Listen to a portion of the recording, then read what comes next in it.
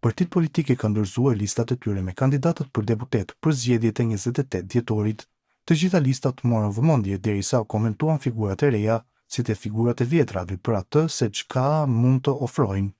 E më gjërësisht për këtë temë dhe zgjedhjet e reja në një pronancim për bota sot, foli profesori Enver Bytulçi.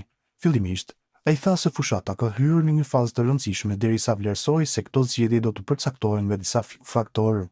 Së pari, profesori furi theksin te programet dhe alternativat politike të subjekteve elektorale, derisa në këtë pikë tha se përparësi ka koalicioni vetëvendosje lista Guxo.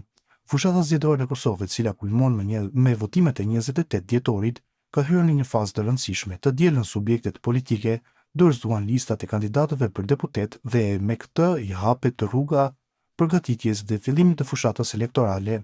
Këto zgjedhje të parakohshme përcaktohen nga 3 faktorë.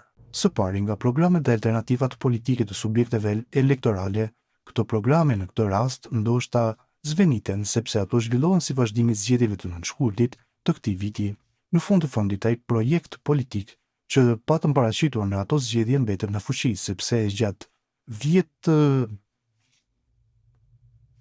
muajve të pas atyre zgjedhjeve nuk ishte qeverisje të mirëfillte legjitime.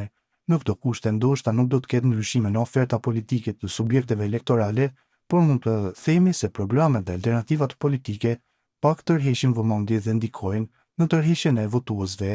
Në këtë aspekt ka përparësi koalicioni vetëvendosjes Lëvizja Guxo Alternativa dhe Demokristianët, sepse në qeverisjen e këtij koalicioni në 4 vitet e fundit janë shpenzuar për shembull për blerjen e armave dhe modernizimin e ushtrisë dhe policisë mbi 500 milionë euro, ndërkohë që qeverisja më parshme në këtë 4 vitet e qeverisjes së saj kishte shpenzuar për këtë qëllim vetëm 5-6 milionë euro, gati 100 herë më pak se qeveria Kurti.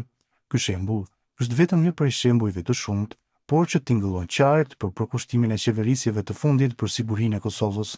Kurse Bytulçi në radhë të dytë komentoi rëndësinë e listave zgjedhore, ku tha se është me rëndësi që kandidatët të jenë të pastër nga pikpamja morale dhe politike.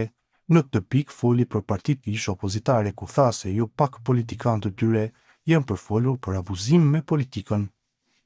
Së dyti janë listat zgjedhore, ato që tërheqin më së shumti votues. Kjo jo vetëm për shkak të njohjeve dhe rrethit që kandidatët për deputet kanë në shoqërinë e Kosovës, por edhe për shkak të reputacionit të tyre.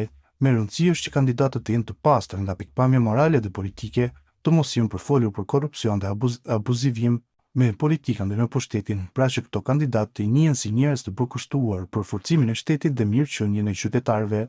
Në këtë drejtim sërish përparësia shkon në drejtim të listës dhe koalicionit vetëvendosje Guxo Alternativa dhe Demokristianët, sepse në këto lista nuk gjen thuajse asnjë kandidat të përfolur për korrupsion dhe shpërdorim detyre.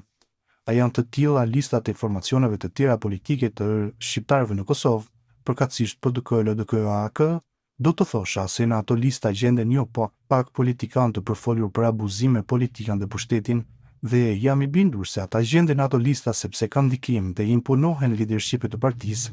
Kjo është arsyeja pse në zgjedhjet e 9 të shkurtit, 3 partitë shqiptare të lartë përmendura morën pothuajse të njëjtin numër deputetësh sa edhe koalicioni vetëvendosjes. AK-ja dështoi në zgjedhjet e kaluara, pasi që mori në koalicion nismë socialdemokratit Fatmir Limajt, ndërkaq Limaj në procesin e formimit të institucioneve dëshmoi se ishte dhe mbetet në politikë për interesin dhe prestigjin e tij, por jo edhe atë të Kosovës. Kjo është arsyeja pse PDK-ja nuk bashkëpunoi me nismën, shtjellon ai. Krahas kësaj, profesori konsideron se këto zgjedhje do të tregojnë se kush ishte fajtor për dështimin e formimit të institucioneve të reja. Po ashtu në këtë rast përmendi edhe akuzat që u bën Kurtit nga kundërshtarët e tij politik, e për të cilën ngriti një pyetje. Së treti, në rezultatin e zgjedhjeve të 28 dhjetorit, do të ndikojë gjithashtu perceptimi se kush ishte fajtori për dështimin e krijimit të institucioneve pas zgjedhjeve të nënshkurtit, sepse zgjedhësit e Kosovës janë të ndjeshëm tek kësaj.